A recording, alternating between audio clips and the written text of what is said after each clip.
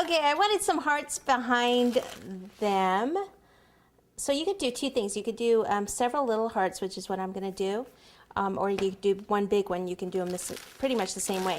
This is just the coating chocolate, the little discs that I melted down.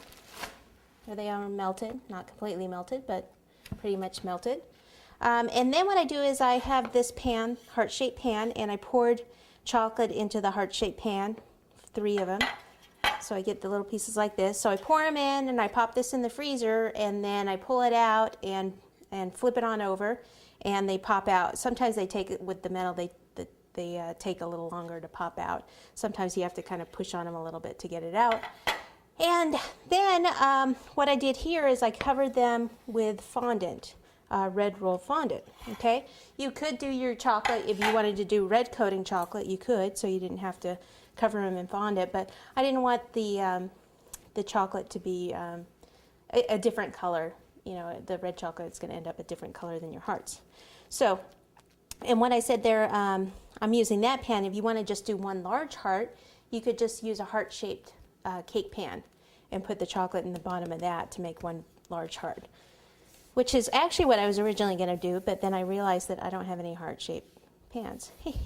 Must have gotten rid of them in that last garage sale or something.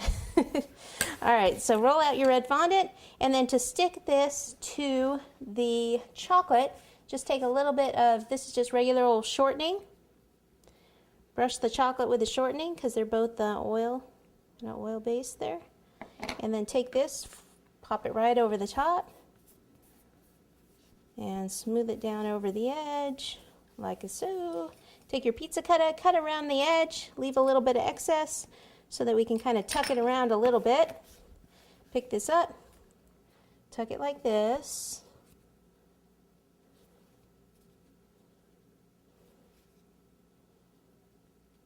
Okay, you can kind of leave it like that, or I usually end up taking this tool and then just kind of cutting it right at the edge like this. Again, why I like this tool, because of the nice fine blade does a really good job in cutting something like this. Okay, and then just make sure it's secured again all the way around the edge. And then smooth out the top if you've messed it up in your hands. And go ahead and set it down. Get rid of this part because this has chocolate in it. So I can reuse this red right here.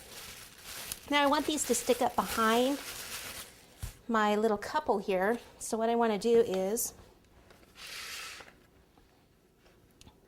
place them. So the first one would go about here. What I'm going to do is I'm going to support them with these skewers.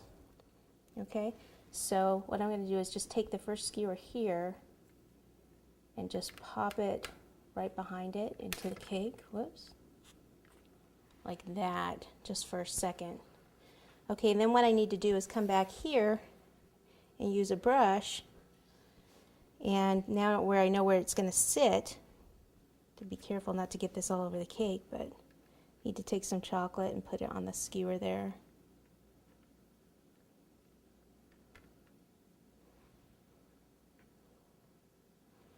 This is going to get heavy, so I'm going to end up, if you're taking this somewhere, then you want to maybe even put these hearts together and then just stick this whole thing in at once when you get to the party, because the weight of this isn't good for the, you know, when you're transporting, it's not good on the cake.